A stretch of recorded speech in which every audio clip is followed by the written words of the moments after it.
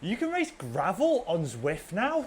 Apparently so. Today we are back Zwift racing and I'm going to be trying out the new gravel courses on Zwift. Or at least that was the plan until Zwift pulled the map for being way too buggy. So we're going to have to settle with laps of the gravel on the jungle circuit instead. But actually with two solid punchy climbs, it was looking a perfect course for me. And I've got this brand new MBO kit to try out, so I stuck with the plan. 3, 2, 1, and let's get going. Let's see what this gravel racing's all about on Zwift. Flipping heck, and people are attacking from the gate.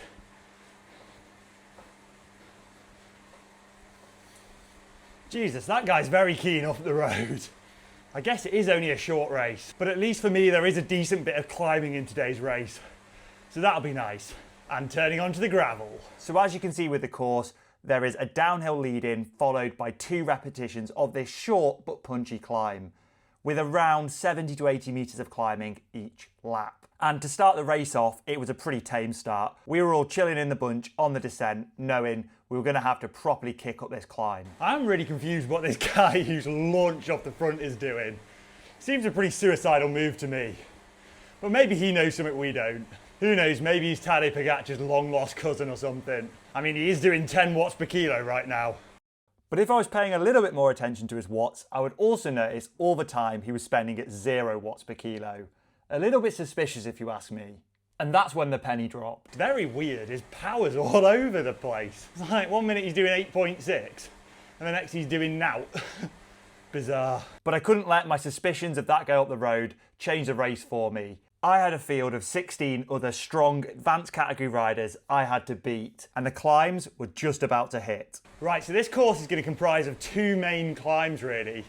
Twice up the jungle circuit climb. I think it's only about 80 metres each, but I imagine being a Zwift race, it'll get pretty spicy up them. Yeah, I wonder if that guy's got some weird cheats or something, because it's bizarre what his power's doing. I'm not very experienced when it comes to Zwift racing. Let me know in the comments below if you know any more about what the heck he's doing. Right, first climb is upcoming. Let's see what the watts do up here. I imagine we'll be pushing nearly 6 up this one. But one thing's for certain, I'm curious to see how my legs are going to respond today. And here we go. Immediately as the climb began, one rider went on the attack right from the gun. But I didn't want to go too early here. I sat in the group, keeping my power at a relatively sustainable sort of 360, 370 watt mark, knowing that I could probably average about 400 for the climb, so I was keeping something in the tank. But I was feeling really, really good actually, and 400 watts was coming easily, so yeah. Let's try and get it stretched out here. I don't want to make the mistake of that volcano race the other week, where I didn't go hard enough on the climb, and let the sprinters win. So I decided to take a turn on the front and reel that rider that had gone up the road back in, because yeah, I didn't want anyone else getting up the road. And by doing this surge, I was properly stringing the group out behind, causing numerous different splits. And to be honest with you, I hadn't even really noticed. Crucially, I was getting closer to that rider in front. And I make the bridge across to them as we're turning onto the second half of the climb, hoping we can work together and keep this move ahead.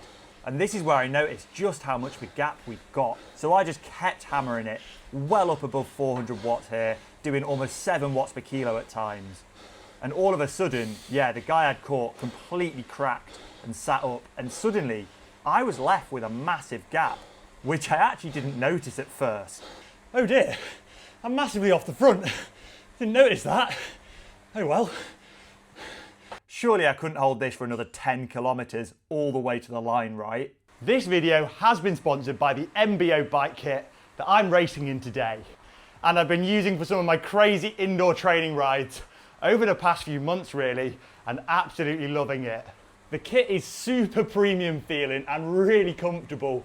And what's best is they use some of the best pads in the business with elastic interface chamois on their shorts. And I've been giving them a real test.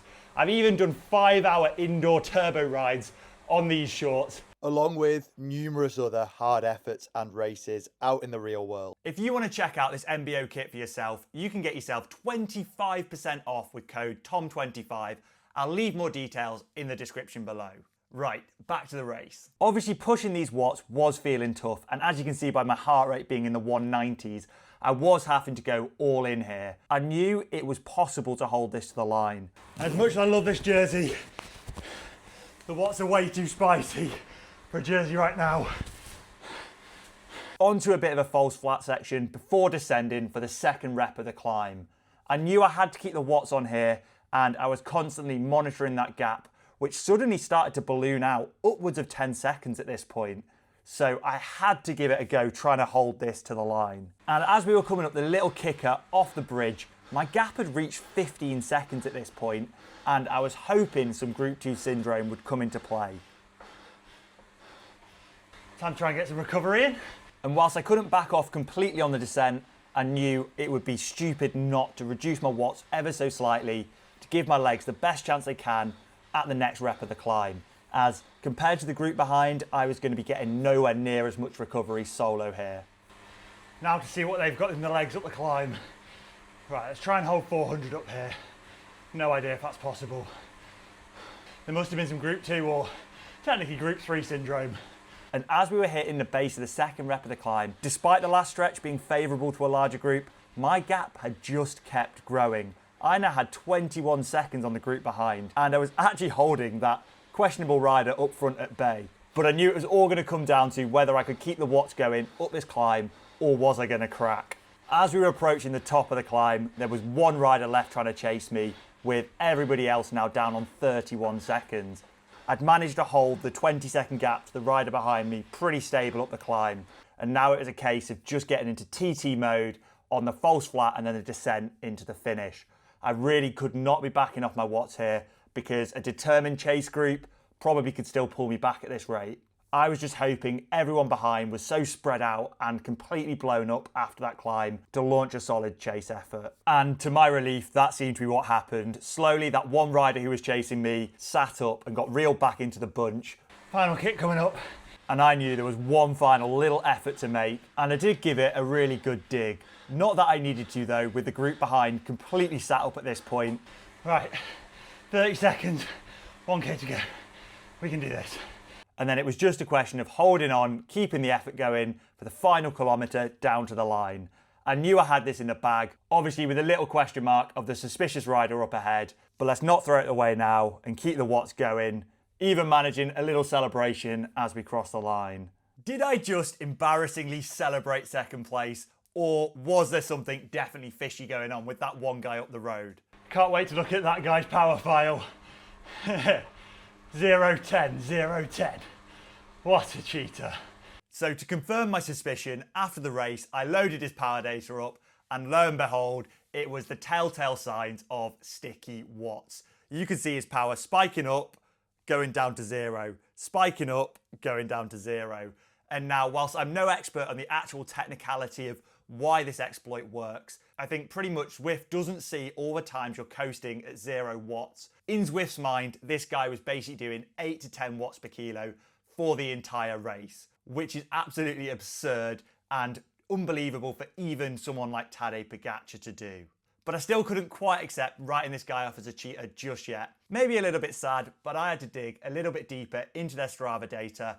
And yet, well, they're no newcomer to using this exploit. They've been at it a while, setting some pretty ridiculous results up a load of climb portals in Zwift and using it in a few other races. For example, where they held 544 watts up a 10-minute plus climb portal segment. I can tell you for a fact, that's just not possible for a 66 kilo rider. So I think it's safe to say, yes, they were cheating and I was the true winner of that race. But annoyingly, this hasn't been flagged anywhere. Both Zwift and Zwift Power are still classing this guy as the winner, when surely cheating in such a blatant manner with very clear telltale signs in your power data should be really easy for Zwift to go and flag. But it seems they're not doing. And unfortunately, yeah, there doesn't seem to be any repercussions for cheaters doing this in Zwift. I have reported them on Zwift Power, but who knows whether they'll actually end up getting banned down the line. But I guess that's what you get for playing online computer games. It's exactly the same as what I used to experience playing Counter-Strike as a teenager. What do you think? Was I right to claim victory here?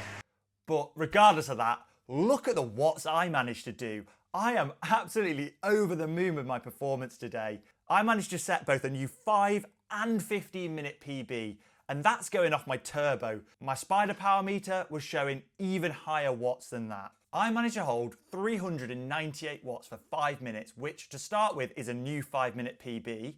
And then straight after went into a 3-minute block pushing around 300 watts before another 5 minutes, this time holding 380 watts, which on its own would have been a really impressive effort for me. All in then, this gave me a 15-minute power of 361 watts, which considering how irregular that effort was, is absolutely mind-blowing. And I guess is a sign I'm long overdue another FTP test.